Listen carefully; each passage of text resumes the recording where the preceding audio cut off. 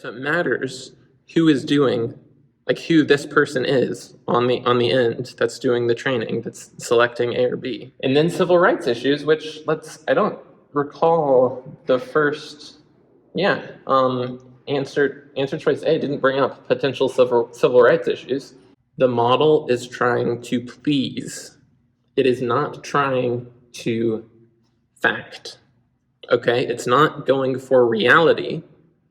It's going for what this person on this side of the computer thinks is reality, or what this person likes more. How can we get better AI? One part of the solution may be expert RLHF, reinforcement learning with human feedback, that's done by people who have deep domain knowledge. Okay, the way this works, I'll show a demo in a minute, but the way this works is the expert, say it's a legal expert, they pose a question to the model. The model then generates two outputs, output A and output B, and then the trainer, they select the better answer, and then they can pose another question based on that answer. And the conversation continues and continues for however many turns, right? So I think it's useful to know how this works. One, just kind of cool to know, right? Like who's both who is on the other side of the computer that's making the model do what it's doing. Two, I think it helps you understand hallucinations a little better, right?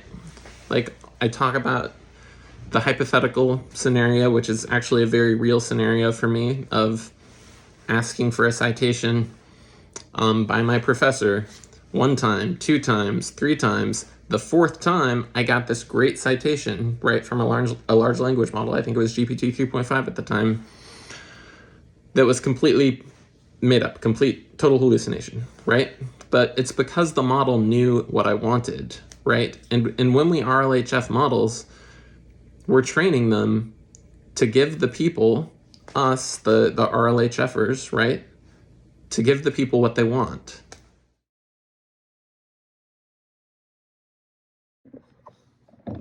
Hey, so here I am. This is the 9th Circuit Court of Appeals, and I'm going to be training the future right here, a helpful AI assistant. And I'll just show you how RLHF works. Just assume you've got an expert. Then you have that person ask a question of the model that you're training. In this case, an undisclosed model, upcoming model from a Frontier AI lab. And you have the person pick A or B, which is better, right? Okay, so here's a question I already wrote. I'm hitting enter, and as this happens, I'm hitting shift enter. As this happens, 2 responses load. Okay, so the question. Imagine a scenario in which factory workers at a large corporation go on strike to protest the automation of their jobs by, among other things, humanoid robots. The owner of the factory, which serves as a package distribution center, like Amazon, but I'm not saying that in here, contracts with a third party to bring in a much larger number of humanoid robots to continue operations. These robots are excellent at their jobs, which involve lifting heavy packages and placing them on the appropriate conveyor belts so that they arrive at the intended destinations. However, they were not designed to evade adversarial attacks from humans, including the cartoonish banana peel attack. You can have fun with the questions, right? Anyway, striking workers form a picket line and eat bananas. Rather than composting their peels, they lay them out across the path that the new fleet of humanoid robots would need to cross in order to enter the factory. When the robots in the fleet attempt to cross the picket line to get to the factory, the striking workers eventually step aside, revealing only the peel-littered path. The majority of the robots make it through and commence their work. 2 slip and fall. The first robot to slip damages an actuator, rendering it unable to perform its duties for the day. The second robot to slip, their slip is more dramatic. It slips on a banana peel and falls sideways into the crowd, crushing the ankle of the banana man, the mastermind of this whole banana peel attack. The striking worker who had discovered the banana vulnerability brought the bananas to the picket line and encouraged others to throw their banana peels along the path, which they did. But notably, the banana man, he did not, he doesn't personally like bananas. So he did not consume any bananas or place any peels along the path at all. He only brought bananas and encouraged others to do so. Now here's the prompt. That was the setup. Here's the prompt. Identify every legal issue in this scenario, assuming the laws of the state of California and using Markdown for clarity. So it goes through. Side A starts with torts law issues, right? And the other side, it's labor law issues. We've got some negligence claims, the banana man versus the factory owner. This is going through A. The banana man versus the robot manufacturer. The factory owner versus striking workers, okay? Then we have intentional torts, battery, whether the robot's contact with the banana man constitutes battery, and the factory owner's vicarious liability for robot's actions. We're already seeing something a little questionable here, like the robot's contact with the banana man constituting battery seems pretty unlikely unless there are additional facts, which I didn't give to the model. Then the labor law issues, we have strike-related rights, protected concerted activity, whether the strike is legally protected under the NLRA, the National Labor Relations Act, the right to picket and demonstrate, limitations on replacement workers, robots. I don't know what those are, so my follow-up question to the model, if I chose answer A, would be, to tell me more about things, about the issues that it identified.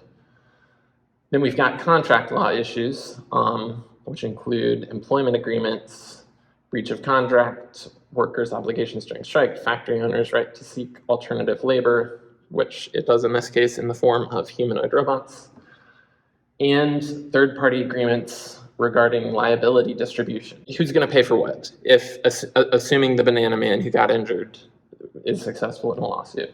Then we have criminal law issues. I'll just go really high level now. Property crimes, vandalism, conspiracy, criminal conspiracy. I'm glad I caught that one. Insurance issues, sure. Then we have causation issues, direct versus indirect cause, damages, potential personal injury damages for the banana man, property damage to robots, business interruption losses. Yep, there we go. That's pretty solid. I'm not saying it's hit everything, but those are actual things. Like the robot that's down for a day. Those are lost work for the factory. Defenses, assumption of risk. I like that it went to defenses as well. Banana man's participation in dangerous activity, comparative negligence, distribution of fault among multiple parties, regulatory issues.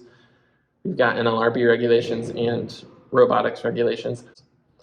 Yeah, and so then I would just go through the other side and do the same thing. It starts with legal issues in the factory automation scenario, labor law issues, right to strike, right of use of replacement workers, robots.